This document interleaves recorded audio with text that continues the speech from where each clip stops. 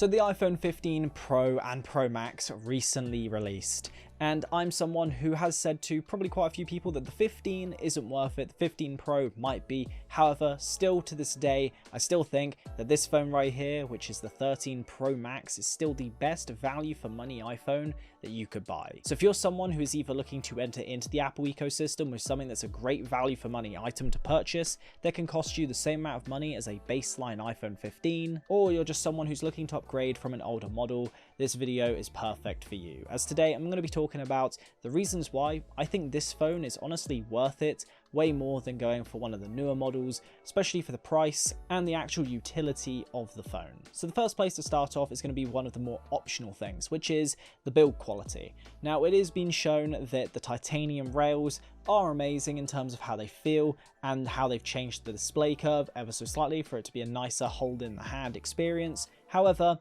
it's been not as durable, let's just say. So don't go out of your way with a 15 Pro to try and snap it. However, with a 13 Pro, they are extremely durable. They're really great devices, and especially the Pro Max model, it is literally like a brick. So if you want something that is like a brick and like a mini tablet in your hand, which can be your everyday device, then make sure to check this phone out. They've got the aluminium rails on the side, and overall the build quality, I can't say that I've had any issues. However, most of the time, a lot of people do put their phone in a case anyway, so this might not be something that really matters to you.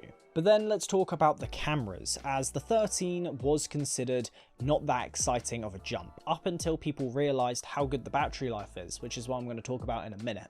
But in regards to the camera itself, it is only 12 megapixels. So it's not the 48 that you get with the 14 Pro, or just generally the 15s now and the 15 Pro Max and Pro. However, it is still good enough. Most people will not notice the difference, and I think that is the key thing that people need to remember, is that most people will not remember, or at least most people will not see the visible difference, because in most scenarios, you're not going to be pixel peeping. In most scenarios, you're already going to be trying to get that good shot in hand, instead of, editing it after the fact. So I would say that it doesn't really make too much of a difference. However, if you're someone who wants a phone that is top of the line in terms of its camera quality and you want an iPhone experience, then yes, go for a 14 or 15. However, the cameras on this are absolutely great. The ultra wide's amazing. The telephoto is an average Apple telephoto. I've never been a big fan of them. However, the main camera is again absolutely great, especially for things like portrait mode that still look impeccable on it. Then you've got the display, which is what I think most people overlook massively with these devices. Right now, the iPhone 15 is the most expensive 60Hz display phone on the market, and that is absurd. Most Androids are 120 right now, or at least 90.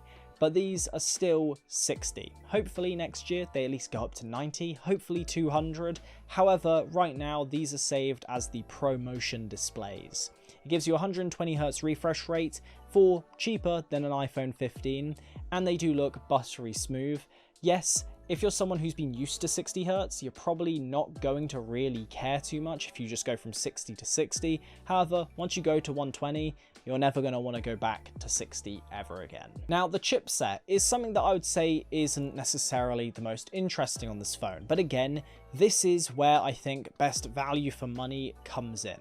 I don't think most people are going to be using the A17 Pro or, the A16 chip that intensively. Most people who get a Pro or Pro Max don't really need the Pro models, including myself. I don't really need a Pro model. I just like the build quality of them. I like the extra cameras and everything about that. However, overall, does this mean that this chip is bad? Not by any means. This chip is pretty decent. So generally speaking, you'll be able to still play most games that you want to play. Let's say you've got a kid and they want to play any games on your phone, pretty much will slam through pretty much anything you throw at it, for the most part, up until the more recent ideas of things like Assassin's Creed Mirage, Resident Evil, and all these things playing on the device.